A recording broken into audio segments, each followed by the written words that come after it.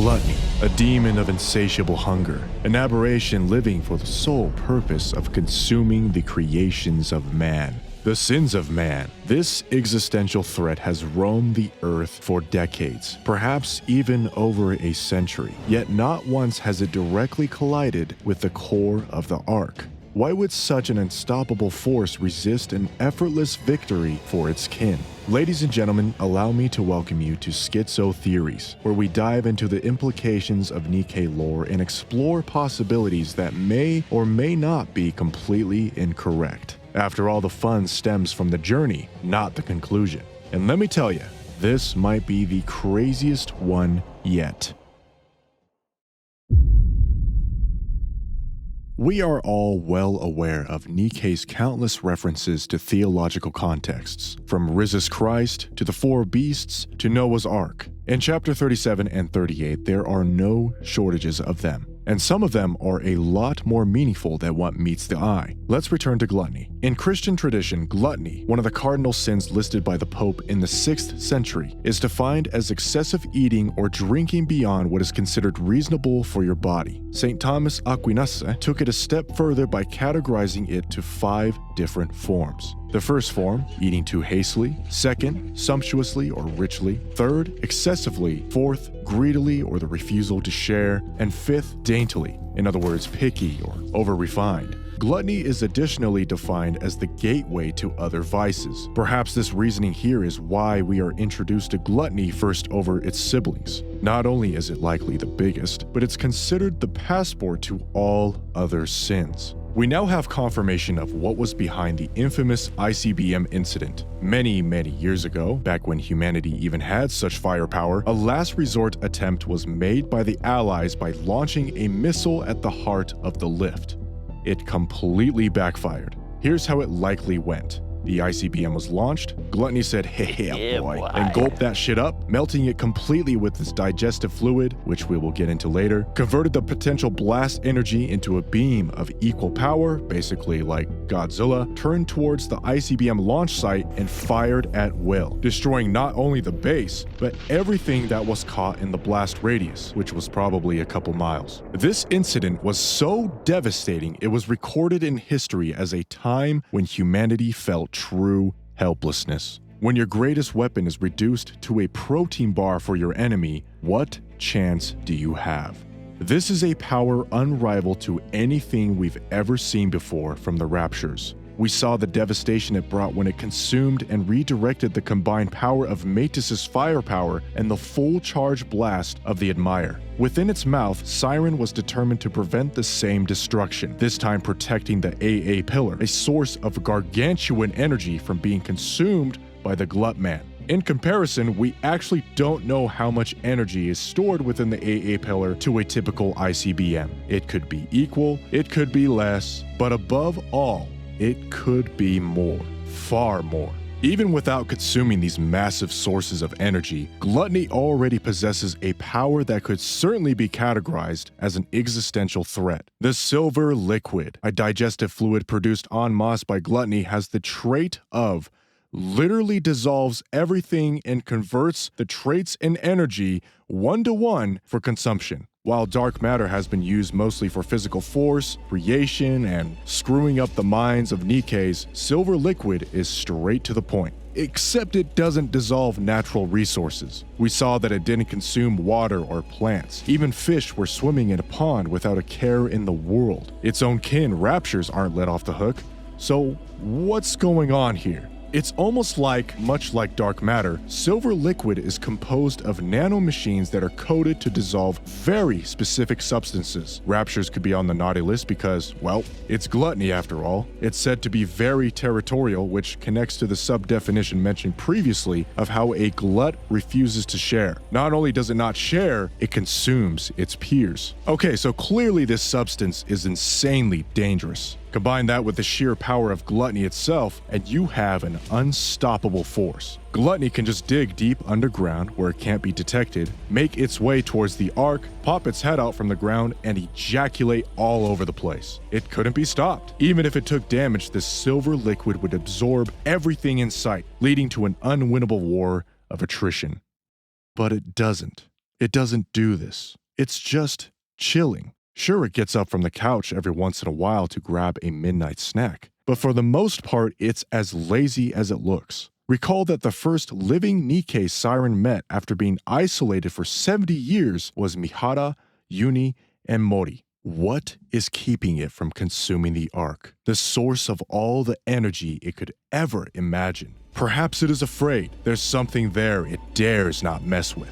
Or maybe it really doesn't think it could win. Losing to the Ark would be a devastating blow to the now finite Rapture force. Remember, before the absolute GOAT Cinderella tore the connection between the space station and the planet, Rapture production was unending. This would not only explain why Gluttony is so hesitant, but also that it has no orders from the Queen. It hasn't had any new orders since that day.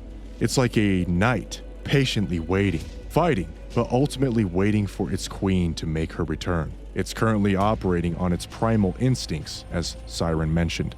Or how about there is something in the Ark that it cannot risk damaging? Material H, also known as Indivilia, was taken hostage there before Nihilisters' rescue. So it's not out of the question that there is something else. Something, perhaps far more important, that it cannot gamble busting a massive nut all over. Let's take a bit of a turn and talk about forbidden fruits and trees.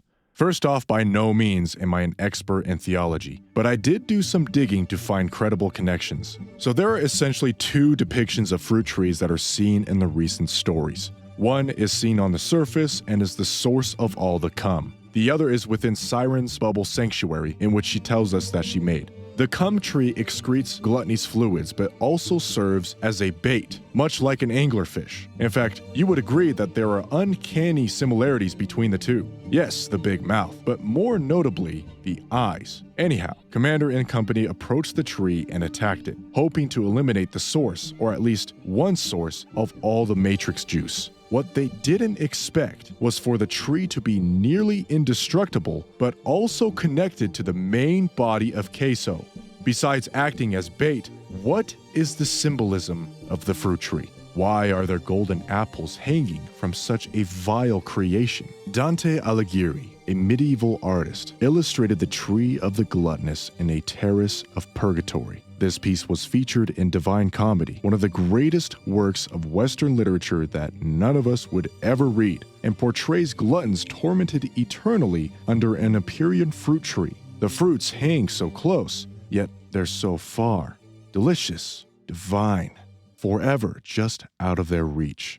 Purgatory isn't the same as Inferno, where souls go to be damned. It is a place of discipline, where souls can be made worthy of heaven, which means for these gluttons, the fruit tree plays a key role in spiritual restoration. Souls who have sinned through gluttony are punished by standing under the tree and a stream of pure water flowing near it. They are to never eat or drink, and if they do, it leads to their destruction. Why don't we take it a step further? That's what we do here. We get a little crazy. A fruit tree that bears liquid that devours all, that devours the creations of man and rapture alike. Fruit trees are most famously depicted as the tree of knowledge. The forbidden fruit, Adam and Eve, and the serpent. We all know that story. They get tempted to eat the fruit, which becomes the prototype of all sin. Sin has no preference. It too devours all. Everyone is subject to sin, except one person, completely immune to it. He's just too perfect. The Commander. Listen, there is absolutely zero evidence that Commander would be immune to the silver liquid. Let's be real. But we do know that there is not one instance in which he comes directly in contact with it. Despite the game clearly showing off his insane regenerative abilities rivaling a heretic, they deliberately refrain from showing what would happen if the Commander touched the cum. It's almost like it would give away the secret. What's the secret? I don't know. Saying that sin itself is symbolized by the silver goo is also a bit too narrow-minded. Okay, time to trace our steps back now. There is another connection between fruit trees and the Commander that we need to discuss. Once again, this is Schizo Theories. Get your tinfoil out. In the Bible, in Matthew 7 ESV, it reads, Every tree that does not bear fruit is cut down and thrown into the fire. Thus you will recognize them by their fruits. I don't know why that turned into a British accent all of a sudden. Forget gluttony. Forget the spunk. The four beasts. Remember how the commander is basically a successful experiment? The seventh one, coincidentally a number that coincides with perfection and completion? He is the tree that bears good fruit. All of the other 6 trees were cut down and thrown into the fire. He's genuine, has a good heart, and fights for both the NIKKEs and humans. And just recently, the fruits of his labor have been greatly recognized. Stay with me here. But behind this particular good fruit tree, there are those hidden in plain sight, working behind the scenes. The cultivator and the harvester. Does anyone come to mind when I mention these roles? Jian fills the role of cultivator almost perfectly. She's behind your experiments, likely has you on constant watch, and follows up with your development. So then who is the harvester? When I say harvester, I don't mean the person that simply picks up the apple and puts it into the basket. No. I also mean the one that eats the apple. Who is behind all of this? Who does Jian work for? Cultivates the tree for? We have a name. We have nothing else but the name. The Supreme Commander. Citizens of the Ark live abnormally long, but nobody is immortal. We already know that 2 of the 3 CEOs have lived a long life. And while we don't know what goes on behind the scenes, we do know a little bit about Anderson. He's no CEO, but let's entertain the presumption that he is the legendary commander. Okay, so he's lived a long time. Right now, it seems like quite a struggle to continue living. He has to pump himself full of this weird green shit. Is it because of old age? Side effects from eating Splendimin all of his life? Who knows?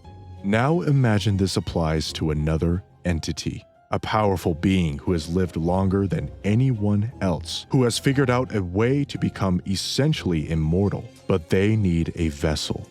A compatible, living, perfect vessel. And I'll leave you on that note because this is getting ridiculous. Ridiculous? That was well above and beyond the realm of ridiculous. Oh, here we go again. I'm just having a good time trying to give my wonderful viewers the entertainment they deserve. Entertainment. And you come in here and spit all over my fun theories. Nonsense is entertainment to you? Yes, entertainment, you underachieving and I'm sure ape. you'll be giggling You don't in think your it's a seat good when time you're wrong finding for any every possible routes single the story one of might your take? delusional takes. Oh, of course and then you'll you title don't. the next You video, always have to find a NIKKE's way to kill greatest the mystery vibe. is revealed, Why don't you just and take go over? on and